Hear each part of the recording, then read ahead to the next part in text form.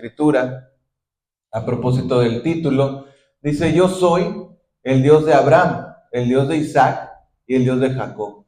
Dios no es Dios de muertos, sino de vivos. Dice, aquí son palabras de Jesucristo. Él está hablando a los religiosos de aquel tiempo. Y bueno, en esta ocasión tiene que ver con el hecho de que pues había personas que no creían en la resurrección.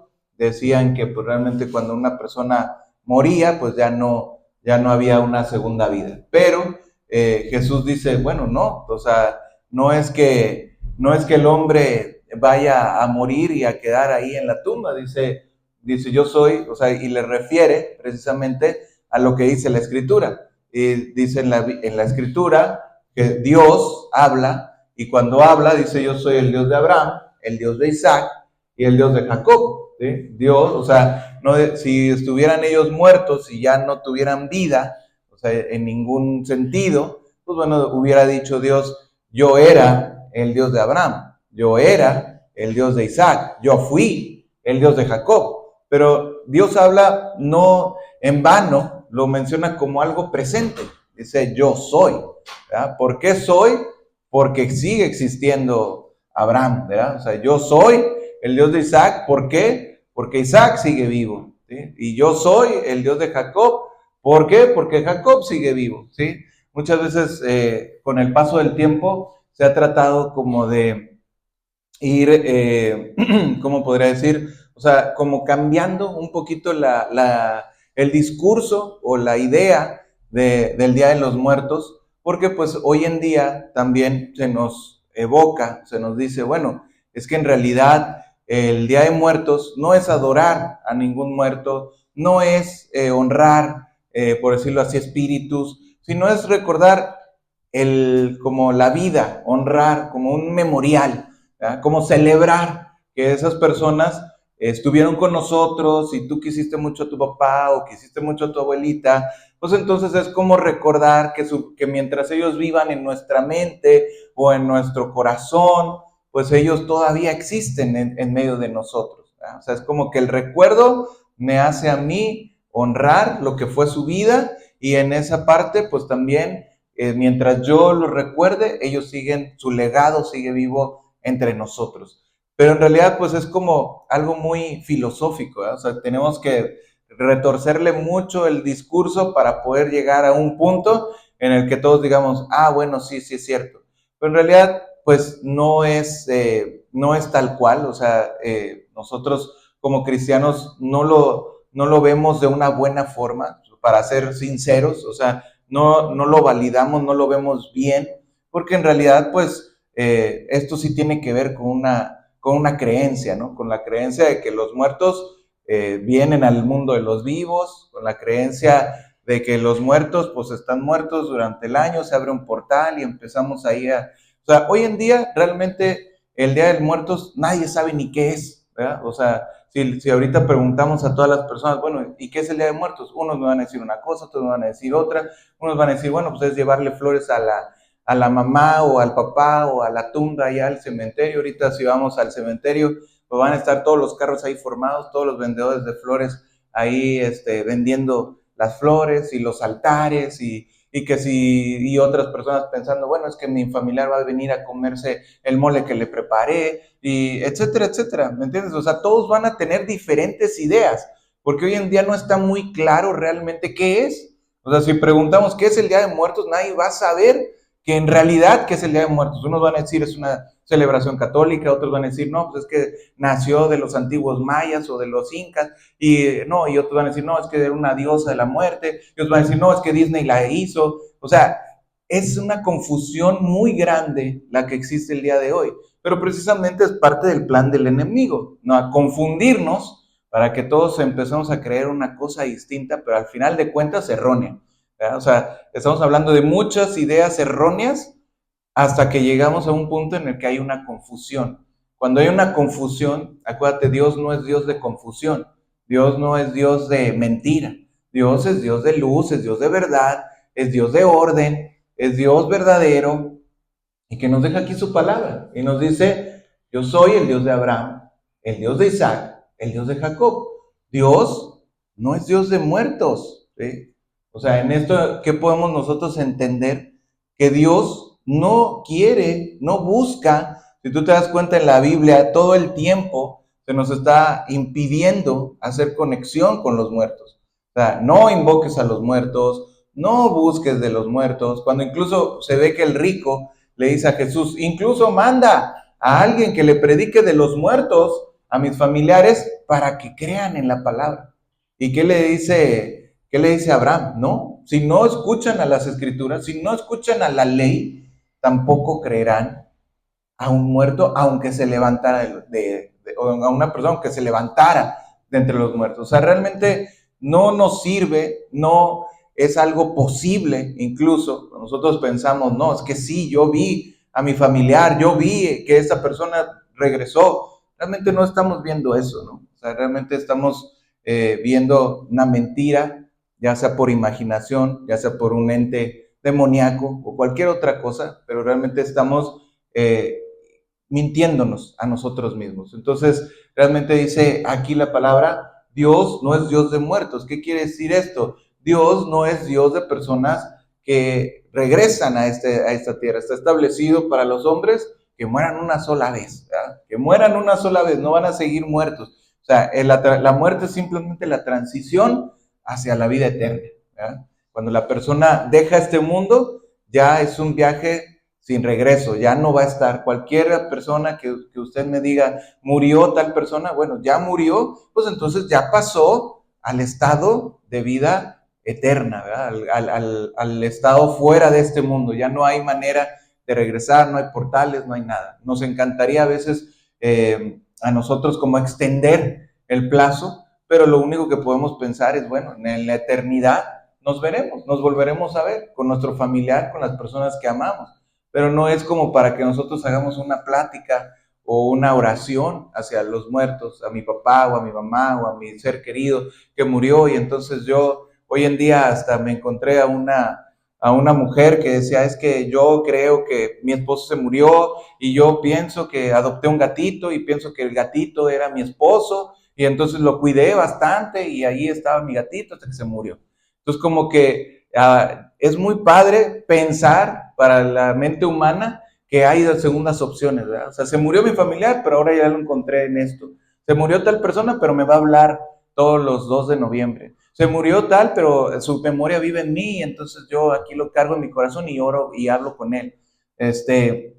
No, eso no es así, ¿verdad? O sea, Dios nos dice claramente, dice, sino de vivos. Dios es Dios de vivos y seguiremos vivos. La esperanza en Jesús es seguir vivos por la eternidad. Dice la palabra que unos resucitarán a resurrección de vida, otros resurrección de muerte, pero precisamente por eso estamos aquí, porque queremos buscar la palabra de Dios, queremos oír el mensaje de vida eterna y queremos que nuestra vida no quede simplemente en la muerte eterna, sino en la vida eterna de la mano de Jesús. Vamos a ponernos de pie un momento para hacer una oración antes de comenzar de lleno.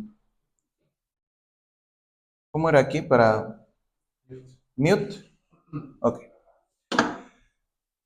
Padre, te damos gracias, Señor, en esta mañana porque podemos venir ante tu presencia, podemos venir a orar, a invocar tu nombre. Sabemos que tú eres Dios de vivos, Señor. Queremos hoy honrarte a ti, Señor, alabarte a ti, orarte a ti, Señor, y dejar a un lado todas las especulaciones, todos los errores del mundo. Realmente queremos acudir a tu verdad. Alúmbranos con tu luz verdadera. Háblanos en el poderoso nombre de Jesús. Amén. Podemos tomar asiento.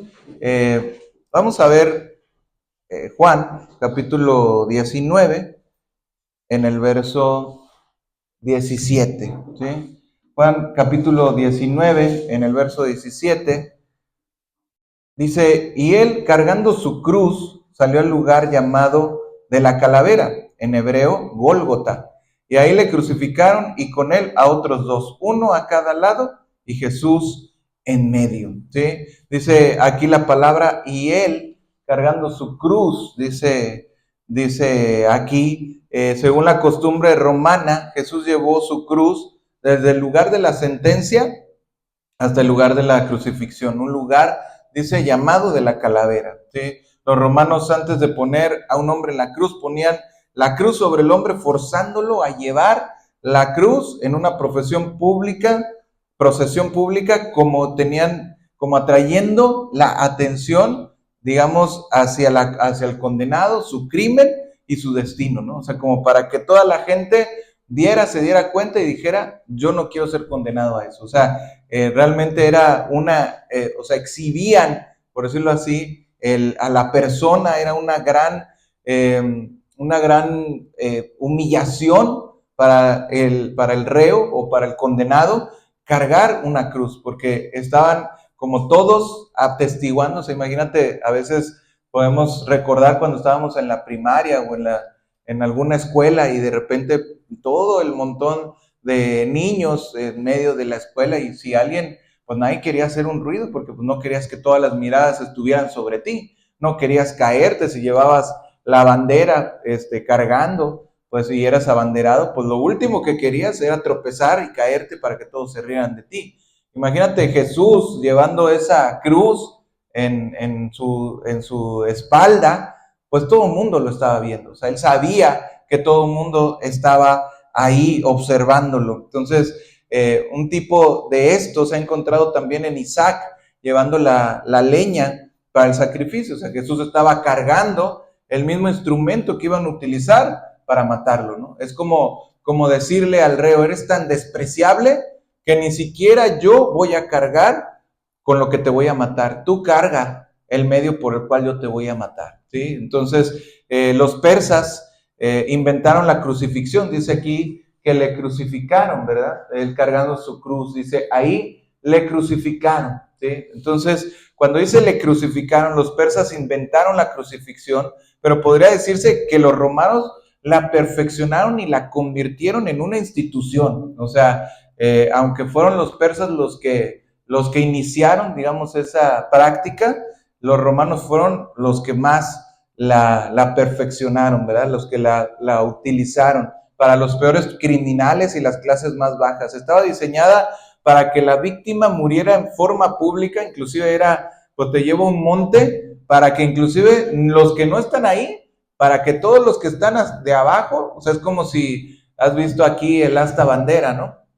Que tú vas pasando y pues tú ves la bandera porque pues está en un montecito alto, ¿no? Entonces es como decir, bueno, para que aún los que no están presentes aquí, desde lejos de la ciudad, te vean que estás humillado y te vean que estás condenado, ¿sí? Estaba diseñado para que la víctima muriera de forma pública, lenta y con gran dolor y humillación. Este fue el tipo de muerte que Dios ordenó para Jesús, a la que sometió en la obediencia a la voluntad de Dios. La crucifixión era tan terrible y degradante que los mismos romanos, cuando hablan de los romanos educados, no querían ni siquiera hablar de ella en público. O sea, era tan fuerte este castigo que era así como que estamos hablando algo que no se puede hablar, ¿verdad? O sea, algo tan tremendo. Este Cicerón, un estadista romano, dijo de la crucifixión, es un crimen atar a un ciudadano romano, azotarle es un acto de iniquidad, ejecutarlo es casi homicidio. ¿Qué puedo decir de crucificarlo? En un acto tan abominable es imposible encontrar alguna palabra adecuada para describirlo. El historiador romano Tácito llamó a la crucifixión una tortura apta solo para los esclavos. O sea, realmente a veces no dimensionamos o no nos damos cuenta de lo que Jesús hizo por nosotros en la cruz, pero realmente vemos nosotros en este punto que Jesús hizo algo impensable, ¿verdad? Aunque podemos decir nosotros, bueno, ha habido personas que han muerto peor, pero es que en realidad, si nos ponemos a pensar, no es que quién pueda morir peor. O sea, aquí, inclusive si te das cuenta, los escritores del Evangelio tuvieron cuidado de no utilizar tantos detalles de la cruz, ¿verdad? O sea, no es como Mel Gibson, ¿no? Que hizo la película de la pasión de Cristo y empiezan a estar poniendo a un actor lleno de sangre y gorgoteando y muchas dramatizaciones y vamos a hacer como una película de acción con mucha sangre y que brinque y que esto, o sea, realmente los escritores del Evangelio no nos dicen tanto, no lo hacen tan dramático, no es como que quieran mover tus emociones. Si te das cuenta aquí, Juan dice, ahí le crucificaron y con él a otros dos, uno a cada lado y Jesús en medio. ¿Qué de esto, qué te mueve los sentimientos? ¿Es un relato dramático? No, o sea, no es dramático. Si lo pensamos y si el Espíritu Santo te revela a Jesús muriendo por ti, claro que tú lo vas a sentir en tu corazón. Claro que tú vas a lamentar cuando entiendas realmente a qué se refiere todo esto. ¿Eh? O sea, si nos ponemos a pensar, Jesús murió por mí, por mis pecados, el Hijo de Dios, hecho carne, tuvo que pasar por todo esto por mi culpa. Bueno, claro que voy a entender, pero Juan no me está queriendo mover los sentimientos. Juan no me está queriendo empujar a derramar una lágrima. Juan me está diciendo los hechos como ocurrieron. Los lectores originales también estaban familiarizados con la práctica, así que no necesitaba tanta explicación. El mayor sufrimiento de Cristo realmente podemos entender lo que fue interno, fue espiritual. No fue tanto las cosas que le hicieron externas, que sí, obviamente cuando lo azotaron le dolió, cuando le pusieron la corona de espinas le dolió, cuando lo crucificaron le pegaron los clavos de la cruz, claro que le dolió, ¿sí? Pero no quiere decir que eso fuera lo peor que él realmente sufrió fue todo lo que tiene que ver espiritualmente. Por eso dice que una noche antes estaba él sufriendo y estaba clamando a Dios y que tuvieron que venir ángeles a confortarlo. ¿Por qué tuvieron que ir ángeles? O sea, ni siquiera en la misma cruz vemos que tuvieran que llegar los ángeles a estar con él. Él ya iba con la victoria, o sea, una noche antes él había peleado la buena batalla, él había entregado toda su angustia a Dios y cuando llega a esa mañana a entregar su vida por ti y por mí, Jesús estaba listo, Jesús ya tenía una mente, Jesús ya estaba enfocado en lo que iba a hacer. Él ya había tomado la victoria una noche antes. Los arqueólogos descubrieron en 1968 restos de un hombre crucificado en tiempos de Jesús. Se reveló el estudio que la víctima fue clavada en la cruz en una posición sentada, ambas piernas sobre los lados con el clavo penetrando los lados de ambos pies justo debajo del talón. Los brazos estaban estirados, cada uno clavado con un clavo en el antebrazo. El doctor Nico Haas, profesor de anatomía en la Universidad Hebrea, lo describió como una posición compulsiva, una postura difícil y antinatural, destinada a aumentar la agonía de la víctima. Había una proyección como de cuerno en el cual el hombre crucificado montaba a horcajadas. Esto tomaba parte del peso del cuerpo y evitaba que la carne se desgarrara por los clavos. Según el doctor William Edwards, del diario de la Asociación Médica Americana, la muerte por crucifixión podía llegar en diferentes fuentes. Un shock agudo por pérdida de sangre, estar demasiado agotado como para seguir respirando, deshidratación, ataque cardíaco inducido por estrés, insuficiencia cardíaca que lleva a rotura cardíaca. Si la víctima no moría lo suficientemente rápido, le rompían las piernas y la víctima pronto era incapaz de respirar y moría de sofocación. O sea, generalmente cuando tú estabas en una cruz, lo que sucedía era que pues estabas aquí, por decirlo así, pues como sabemos, ¿verdad? O sea, con los brazos extendidos, con las piernas juntas y dice como en una posición de arco.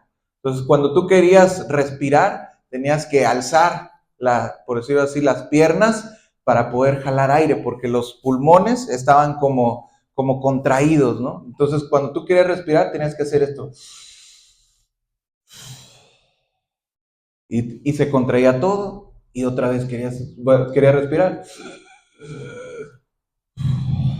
Entonces, era un martirio simplemente querer respirar.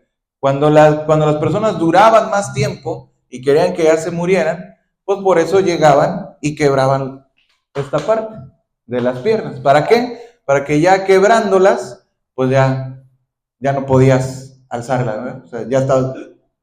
Entonces, realmente tu muerte era por asfixia, ¿sí? Entonces, realmente la tortura era muy grande, ¿no? Dice la palabra que con él estaban otros dos, uno a cada lado y Jesús en medio, ¿verdad? Había tres programados para la crucifixión ese día, otros dos y Barrabás. Jesús tomó el lugar de Barrabás, ¿verdad? O sea, acuérdate que Jesús no estaba en el programa de ejecución, sino la gente dijo, saca, o sea, como Pilatos estaba buscando quitar a Jesús de que estaba detenido, entonces dijo, bueno, pues vamos a perdonarlo. Pero era la costumbre que perdonaran a un criminal en el día de la fiesta. Entonces dijeron, pues no, empezaron a manipular a la multitud y dicen, no, pide a Barrabás, o sea, porque Barrabás ya estaba condenado a muerte.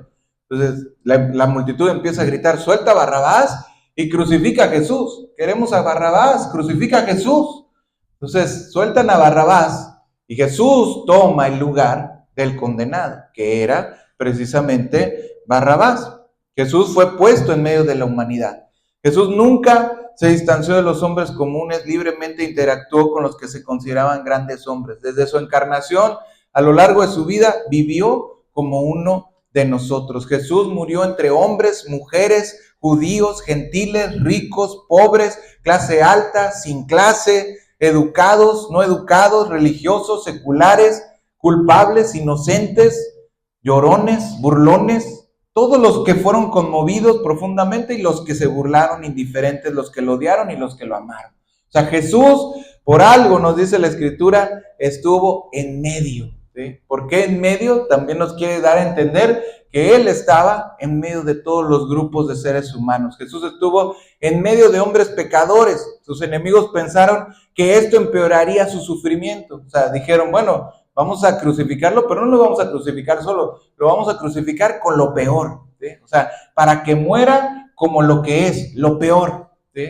Como banda de delincuentes. Haz de cuenta como ahora cuando dicen crimen organizado. Bueno, pues él es parte de ese crimen, él es parte de esa manada de pecadores, de ladrones.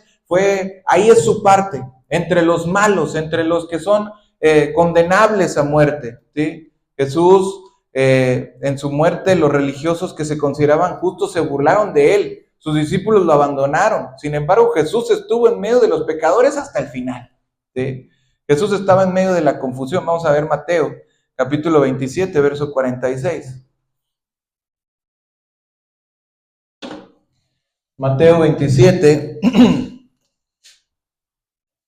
verso 46 al 49. Te voy a dar un momento por si lo quieres buscar ahí en tu Biblia.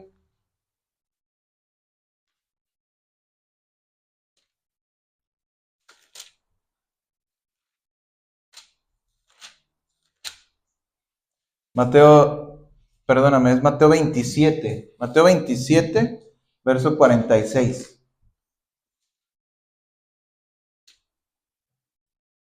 Dice la palabra: cerca de la hora novena, Jesús clamó a gran voz diciendo: Elí, Elí, lama sabactani. Esto es, Dios mío, ¿por qué me has desamparado? Algunos de los que estaban ahí decían al oírlo: a Elías llama este. Al instante, corriendo uno de ellos, tomó una esponja, la empapó de vinagre y poniéndola en una caña, le dio a beber. Pero otros decían: deja, veamos si viene Elías a librarle, ¿sí? Nos dice aquí que Jesús, cuando estaba, clamó en agonía a su Padre. Las personas de alrededor no le entendieron e inclusive lo consideraron algo entretenido, ¿sí? Deja, vamos a ver si Elías, dicen, ¿a quién le llama? A Elías, ¿sí? Pero no, él estaba hablando con el Padre. Jesús estaba en medio también de los creyentes que lo rechazaron. Mateo 27, 44 nos dice que ambos criminales se burlaron de él. No sé, creo que no lo tenemos. ¿Sí? No. ¿Lo tenemos? El 27, no. 27, 44 dice que ambos criminales se burlaron de él. Pero Lucas 23, verso 39, Lucas 23, creo que es el que sigue.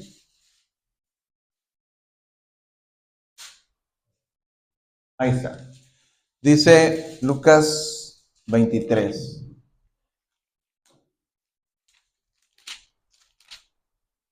Verso 39. Dice, y uno de los malhechores que estaban colgados le injuriaba, diciendo, si tú eres el Cristo, sálvate a ti mismo y a nosotros. Respondiendo el otro le reprendió diciendo, ¿ni aún temes tú a Dios estando en la misma condenación? Nosotros, a la verdad, justamente padecemos porque recibimos lo que merecieron nuestros hechos, mas ningún mal hizo. ¿Sigue o hasta qué versículo dijimos? No, hasta ahí, ¿verdad? Dice, pero ningún mal hizo. ¿Sí? Nos dice la palabra, nos habla aquí del cambio en uno de los criminales. La última voz humana que testificó a Jesús fue un criminal convertido en justo antes de su muerte. Los discípulos se habían ido, todos los que había Jesús sanado y enseñado parecían haber desaparecido. Los líderes religiosos se burlaron de él, le escupieron, incluso las mujeres fieles fueron silenciadas por el dolor.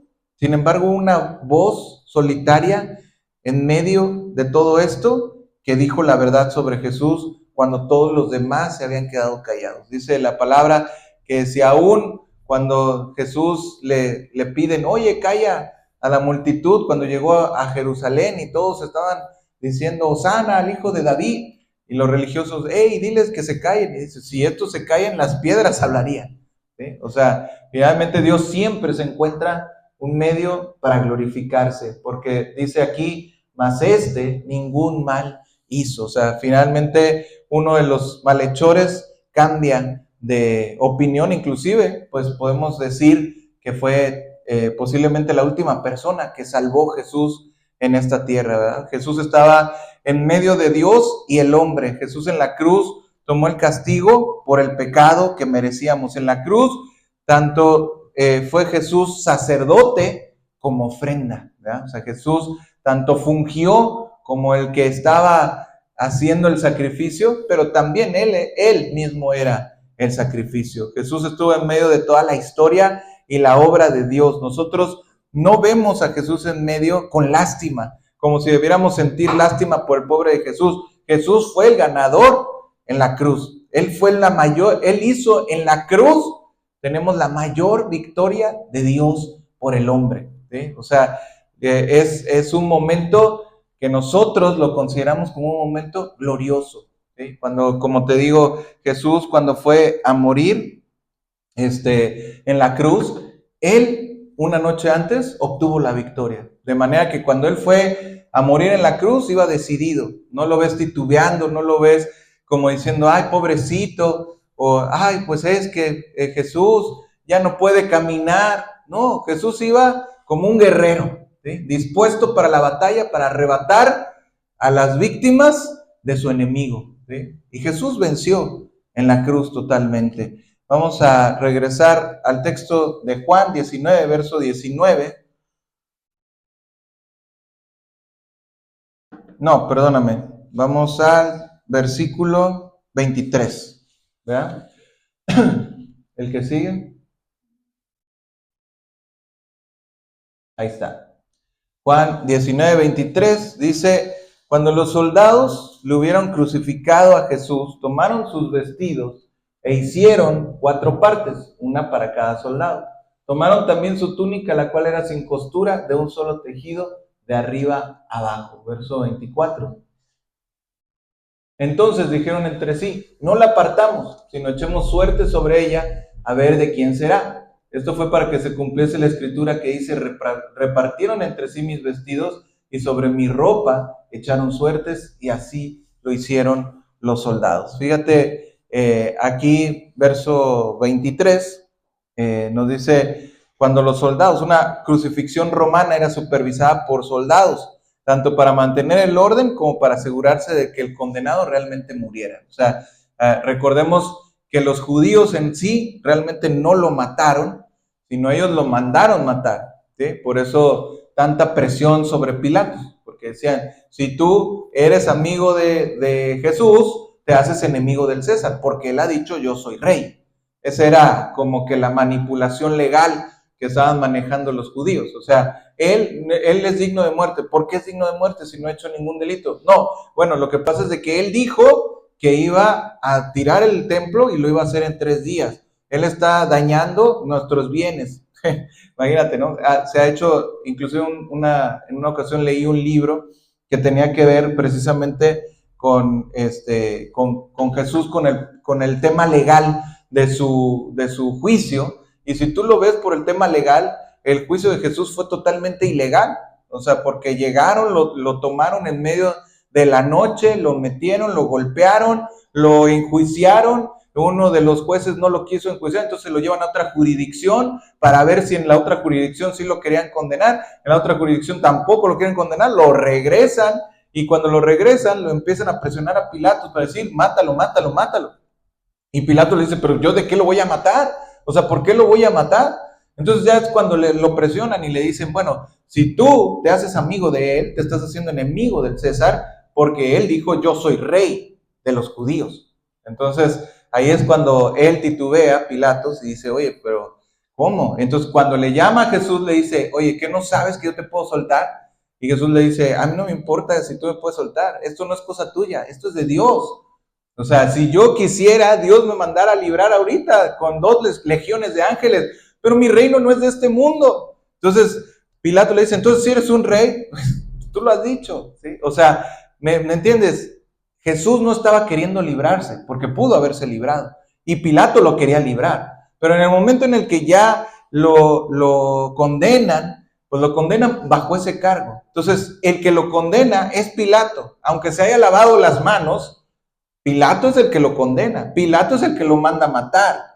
Ahí es donde ellos, por eso estaban los soldados ahí presentes, porque los romanos en realidad fueron los que hicieron la ejecución, ¿sí? Tomaron sus vestidos, dice el versículo, en la cruz Jesús no tuvo ninguna posesión material, incluso la ropa que llevaba sobre sus espaldas le fue arrebatada, su túnica fue galardonada con un poco de juego mezquino, ¿sí? Los hombres normalmente eran crucificados desnudos. Las sensibilidades judías, sin embargo, dictaban que el hombre no debía ser ejecutado públicamente, completamente desnudo, y los hombres condenados a la lapidación se les permitía un taparrabos. Si los romanos fueron considerados con los sentimientos judíos al respecto en este asunto, se desconoce, ¿sí? O sea, no está totalmente claro, aunque generalmente la creencia es que sí llevaba Jesús tal vez un taparrabos, ¿verdad? Pero todo tenía que ser despojado. Imagínate, el Dios eterno, Dios del cielo, en esa humillación, por eso dice la palabra, en su condición de hombre, se humilló, ¿verdad? O sea, siendo hombre, ya ser hombre era una humillación para Dios. Y en la condición de hombre, se humilló, ¿verdad? Haciéndose obediente hasta la muerte y muerte de cruz. O sea, la peor muerte, la peor humillación. Por eso decimos, más que los clavos, lo que a Jesús le pudo haber dolido más, pues era todo eso, ¿verdad? O sea, toda esa humillación, el haberlo desnudado. Dice la palabra, no verás la desnudez de tu Padre, dice el Antiguo Testamento, ¿no? Jesús es nuestro Padre, Jesús es nuestro Dios. ¿Qué derecho tenía el hombre de ver la desnudez de su Padre? No tenía ningún derecho. No tenían por qué haberlo desnudado. No tenía por qué haber sufrido de esa manera. Es más, cuando te colgaban en un madero, dice la palabra, es maldito aquel que es colgado en un madero. Jesús estuvo en ese estatus de maldición por nosotros. De ese tamaño era el juicio y la culpabilidad que Dios tuvo que poner sobre él para que nuestra justicia, para que nuestro perdón pudiera ser alcanzado. ¿Sí? Por eso es tan valioso, tan valiosa la muerte de Jesús. Esto muestra que Jesús vino hasta abajo de la escalera para lograr nuestra salvación. Él dejó todo, inclusive lo que le quedaba de ropa, haciéndose completamente pobre por nosotros para que nos volviéramos completamente ricos. Segunda de Corintios 8:9, vamos a ver.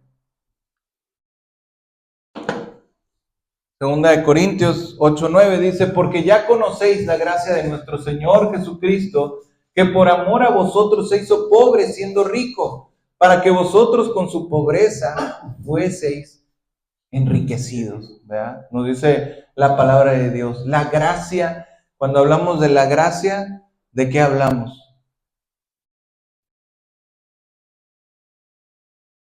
Del amor, ¿qué más?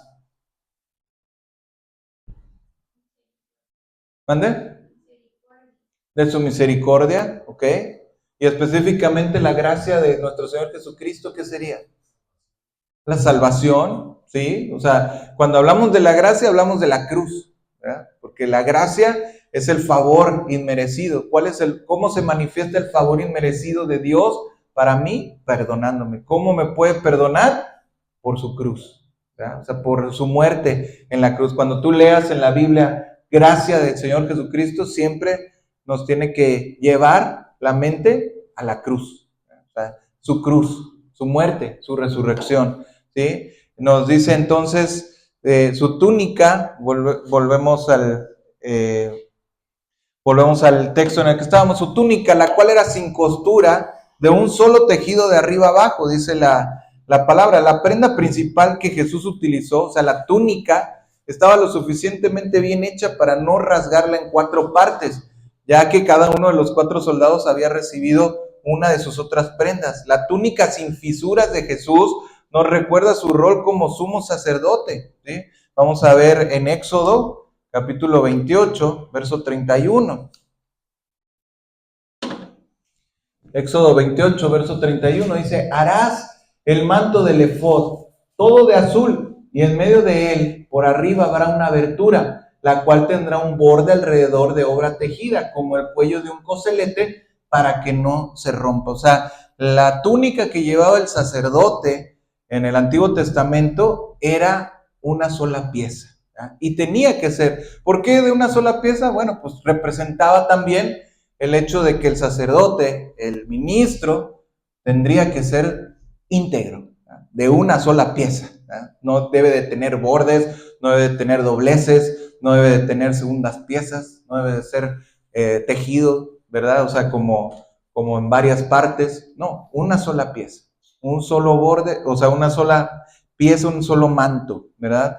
Entonces dice que los mismos soldados dijeron, no la partamos, sino echemos suerte sobre ella, a ver de quién será, ¿sí? Los soldados hicieron esto en un cumplimiento inconsciente de la profecía, porque dice, echaron sobre mí suertes, ¿verdad? O sea, echaron suerte sobre mi ropa. O sea, los soldados no lo vieron de esa manera, pero las profecías se fueron cumpliendo una por una, y aún en eso se cumplió la profecía al echar ellos suertes sobre la ropa de Jesús. Vamos entonces a la última parte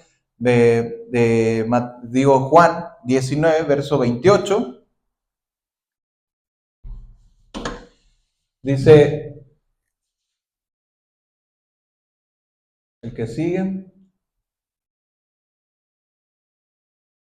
Juan 19,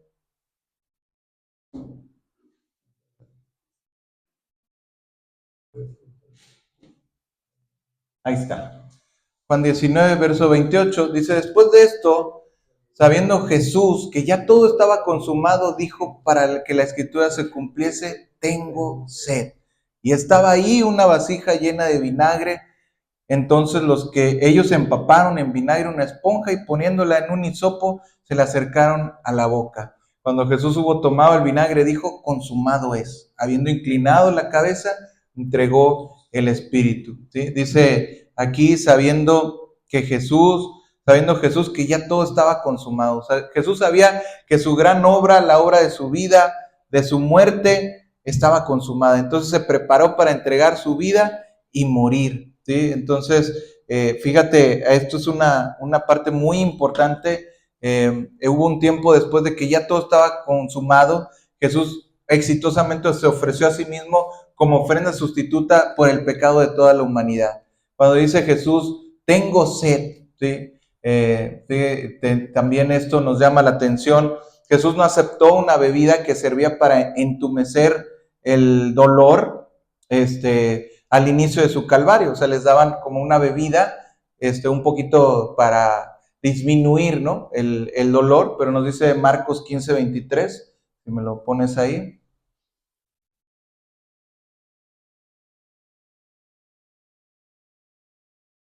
Dice, y le dieron a beber vino mezclado con mirra, mas él no lo tomó, ¿sí? También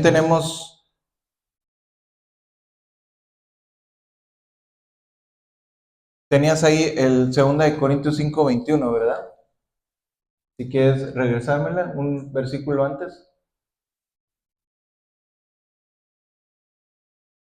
¿No? ¿Está ahí? ¿Sigue ese? 2 Corintios 5:21. Sí, nos dice entonces también, dice el versículo, al que no conoció pecado, por nosotros lo hizo pecado, para que nosotros fuésemos hechos justicia de Dios en él. Entonces vamos al punto donde dice Jesús, tengo sed, Marcos 15:23. Y le dieron a beber vino mezclado con mirra, mas él no lo tomó, ¿sí? La sed es una miseria común, como puede suceder a los campesinos o a los mendigos. Es un verdadero dolor, no un producto de la imaginación, una pesadilla, sino la sed es una necesidad primaria que todos tenemos y que de alguna forma, pues cuando se agudiza, pues realmente incluso nos dicen que una de las razones por las cuales una persona moría en la cruz, en el padecimiento o en la tortura de la cruz, era precisamente por deshidratación. ¿Por qué? Imagínate Jesús todo el camino hacia la montaña cargando un madero de 3 metros. Imagínate, dice la palabra que ni siquiera pudo terminar de recorrer todo el camino, le tuvieron que ayudar. Pero imagínate todo ese esfuerzo, no haber dormido, el haber sido azotado, el haber padecido todo esto, el sol, en un lugar donde seguramente estaba de lleno el sol a esa hora del día, porque nos dice que pues ya casi al final del día pues ya tenían que retirar los cuerpos porque empezaba el día de reposo. Entonces, imagínate todos esos padecimientos que Jesús había llevado y no ni siquiera aceptó el vinagre al principio, pues ya estaba deshidratado, o sea, ya tenía una necesidad muy grande de agua, ¿verdad? Entonces realmente la vasija de vinagre viene a ser también importante. Dice que poniéndola en un hisopo, nos dice, seguimos el siguiente versículo, cuando Jesús hubo tomado el vinagre, Juan 19:30, nos dice, cuando Jesús hubo tomado el vinagre, dijo, consumado es, ¿sí? Aquí no hay que confundir, el primero lo desechó, pero el segundo dice que le pusieron en un hisopo, ¿sí? El vinagre, y él lo tomó, ¿sí? ¿Por qué? Porque él tenía también que hacer esto. Finalmente también podemos entender esta parte del hisopo como una parte previa cuando tenía Jesús que dar su vida por nosotros. Podemos conectar que todo estaba consumado. Hasta este momento es cuando Jesús dice, consumado es, ¿sí? La misma mención del hisopo llevaría los pensamientos de cualquier judío a la sangre salvadora del Cordero de Pascua. ¿Recuerdas cuando los judíos con Moisés se les dice que pongan en el dintel de la puerta la sangre del Cordero para cubrir y que no pasara el ángel de la muerte, ¿verdad? Entonces, un poco podemos nosotros pensar que esto tenía que suceder. Podemos conectar que ya todo estaba consumado con las palabras tengo sed. Cuando Jesús dijo tengo sed, ya había pasado lo peor. El precio ya había sido pagado y estaba listo para anunciarlo. Pero también, ¿cómo iba a poder hablar si ya estaba su lengua, todo su tracto, digamos, seco? Entonces, por eso también él pide un poco de líquido para poder decir, ya esto está terminado. Como un gran anuncio que tengo que hacer, pero necesito primero estar listo para decir las palabras finales. Las palabras finales de Jesús fueron tetelestai. en el antiguo griego, fueron el clamor de un ganador. Jesús había terminado el propósito eterno de la cruz, hoy permanece como una obra terminada. El fundamento de toda fe cristiana y paz cristiana, pagado por completo la deuda justamente que debíamos a Dios y haciendo las paces entre Dios y el hombre. Una simple palabra puede cambiar el rumbo de todo una historia. Cuando el tribunal, tú estás en un juicio y declaran inocente en el tribunal, la justicia cambia todo. Cuando dicen justo en el campo de juego, cambia todo. ¿Sí? Cuando una mujer dice que sí a una propuesta de matrimonio, su vida cambia. ¿Sí? Cuando una persona dice adiós para siempre, también las cosas cambian totalmente. Pero sin embargo, nunca se ha pronunciado una sola palabra que haya impactado más que la que Jesús dijo en este versículo 30. Dice, cuando Jesús hubo tomado el vinagre, dijo, consumado es. ¿Sí? O sea, consumado es. En algún punto, antes de morir, antes que el velo se partiera en dos, antes que Jesús muriera, dijo, consumado es. Y él llevó a cabo esta transacción espiritual y es una transacción increíble. Dijo él que toda la culpa que el hombre tenía ya no era, ya estaba pagada a la perfección, satisfaciendo totalmente toda la ira de Dios por nosotros. Fue el clamor de un conquistador. Se pronunció una gran voz. No hay nada de angustia en él. No hay nada de lamentos en él. Es el clamor de alguien que ha completado una tremenda obra, una gran victoria. Jesús murió con el clamor de victoria en sus labios. ¿Sí? Este no es el gemido de los derrotados, ni el suspiro de una resignación paciente. Es el triunfante reconocimiento que ahora cumplió la obra que venía a hacer.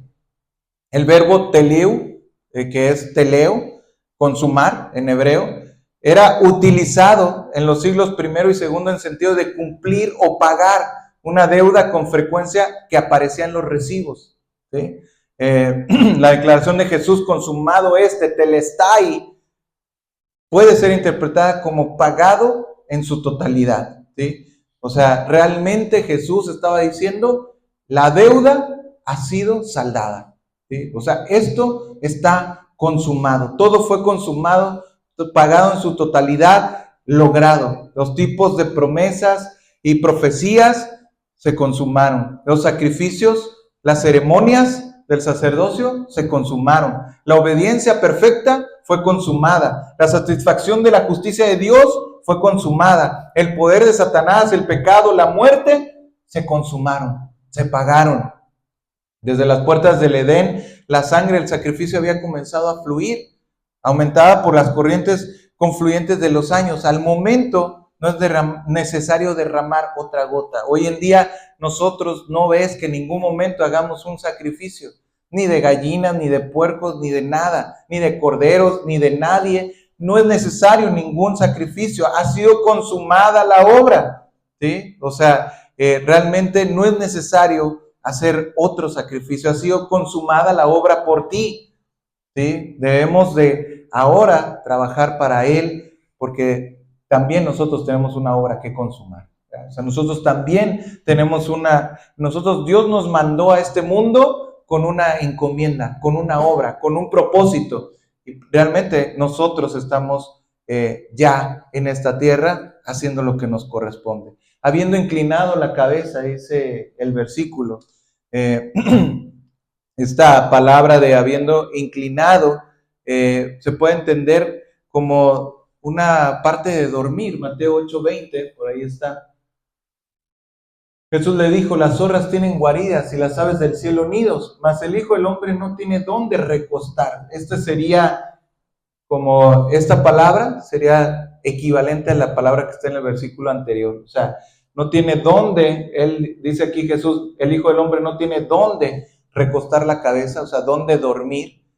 Cuando regrésame una anterior, dice, cuando Jesús hubo tomado el vinagre, dijo, consumado es, y habiendo recostado la cabeza, ¿verdad? O sea, sería la equivalencia, habiendo inclinado la cabeza. Tenemos el detalle propio de un testigo ocular que el mínimo detalle lo entendió. Y dice aquí, entregó el Espíritu. Nadie le arrebató la vida a Jesús. Dice aquí, Él entregó, regrésamelo, consumado es, habiendo inclinado la cabeza, entregó. No dice le quitaron, se salió, se le fue el Espíritu. No, dice entregó el Espíritu. ¿Por qué entregó? Porque Él dijo, vamos a ver el siguientes 2 versículos. El siguiente dice, por eso me ama el Padre, porque yo pongo mi vida para volverla a tomar. 18. Nadie me la quita, sino yo de mí mismo la pongo. Tengo el poder para ponerla y tengo el poder para volverla a tomar. Este mandamiento recibí de mi Padre. ¿Sí? O sea, dice aquí la palabra, Jesús dice, yo la entrego, nadie me la quita, yo tengo el poder de darla y de volverla a tomar. Por eso dice el versículo, entregó el Espíritu. La muerte no tenía ningún derecho sobre el Hijo de Dios sin pecado, ¿sí? La muerte no lo pudo detener y la muerte no lo pudo atraer, ¿sí? Dice que Él entregó el Espíritu. Yo pongo mi vida, dijo Jesús, para volverla a tomar. Nadie le arrebató la vida. Su muerte fue una entrega voluntaria, una entrega que Él tenía autoridad para hacer, porque la autoridad para entregar su vida estaba acompañada por una autoridad para continuarla, ¿sí? La obra de Jesús como sustituto en la cruz, conectado con rendir su vida en la cruz, cumplió con el acto más importante de su vida. Esto refleja incluso en las historias seculares que hay acerca de Jesús, porque no solamente es el Evangelio, por decirlo así, los evangelios que nos hablan de Jesús, sino también una carta escrita por Mara Bar Serapión a su hijo en el año 73 después de Cristo, data también de detalles de la muerte de Jesús. Josefo, el historiador judío, en el año 90 después de Cristo, también escribe acerca de Jesús. Tácito, el historiador romano, en el año 110 al 120 después de Cristo, habla de él. El Talmud de Babilonia, después de 200 años después de Cristo, también nos habla acerca de Jesús. Y cada una de esas cartas, cada uno de esos escritos históricos que existen hasta el día de hoy, nos hablan y nos dan cuenta de Jesús muriendo en la cruz. O sea, su obra más importante en la vida, en su historia, en el mundo, fue precisamente la muerte en la cruz. Vamos a terminar con... Sí, sígueme el siguiente. Vámonos al que sigue. Juan 20. Dice Jesús, ese es el último. Ok. Dice, Jesús le dijo María. Volviéndose ella, le dijo Raboni, que quiere decir maestro. El que sigue, 17, dice, Jesús le dijo, no me toques, porque aún no he subido a mi Padre, mas ve a mis hermanos y dile, subo a mi Padre y a vuestro Padre, a mi Dios y a vuestro Dios. Nos dice entonces aquí la palabra, no solamente Jesús murió, sino también resucitó, ¿verdad? Cuando vemos aquí en la Escritura, cuando Dios le habla y le dice a los discípulos, ¿por qué buscan entre los muertos al que vive, ¿verdad? O sea, ahí sí podemos nosotros tener esa fe, esa prueba de que Jesús realmente tomó su vida. O sea, nosotros como seres humanos no podemos tomar nuestra vida, no podemos ni darla, ni podemos volverla a tomar, ¿verdad? O sea, no podemos nosotros decir, ahora voy a morir, o voy a decidir cómo voy a morir. Jesús sí decidió cuándo y cómo quería morir,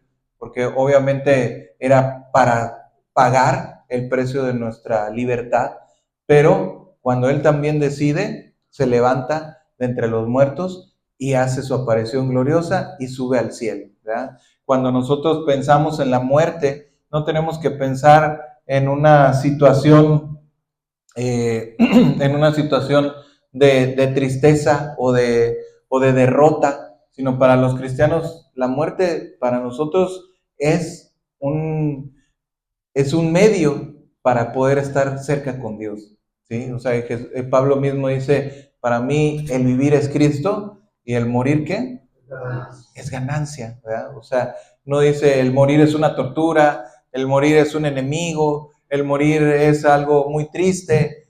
No, sino realmente dice, para mí, vivir con Jesús. Muero, pues ya me voy a un mejor lugar, ¿verdad? O sea, ya no voy a tener el sufrimiento aquí. Ya no quisiera inclusive estar aquí, en cierta manera lo deja ver Pablo, ¿verdad? O sea, ya no quisiera yo estar aquí, pero tengo que estar porque tengo una misión, tengo un plan de Dios que hacer.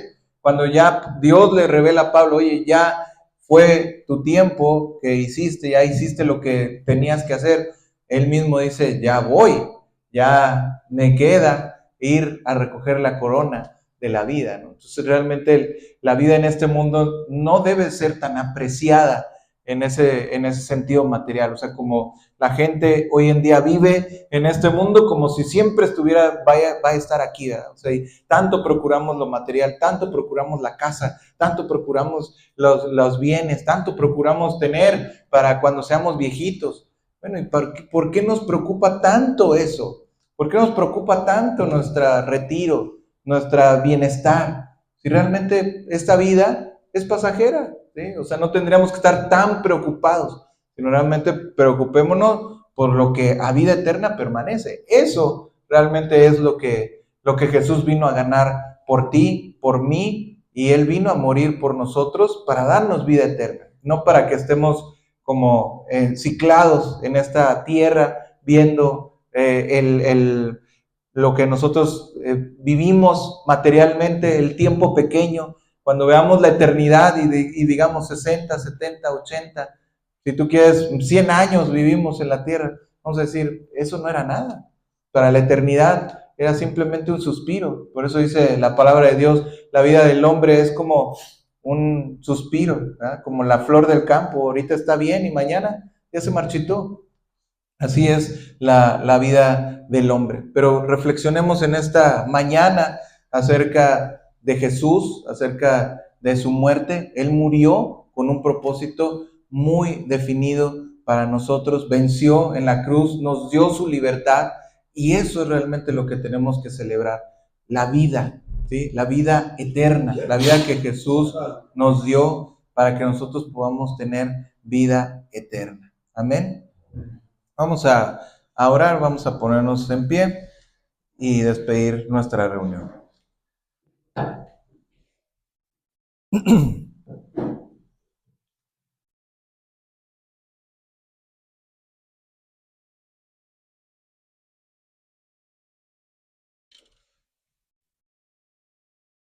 Padre, te damos gracias, Señor, esta mañana, porque tú eres Dios de vivos, Señor.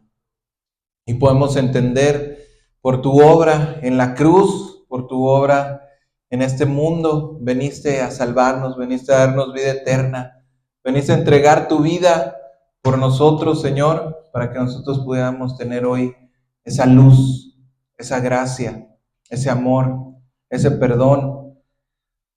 Padre, queremos vivir en tus brazos, queremos vivir en tu gracia, queremos vivir cerca de ti, Señor, que realmente podamos transmitir tu palabra de verdad, que realmente podamos transmitir a este mundo esa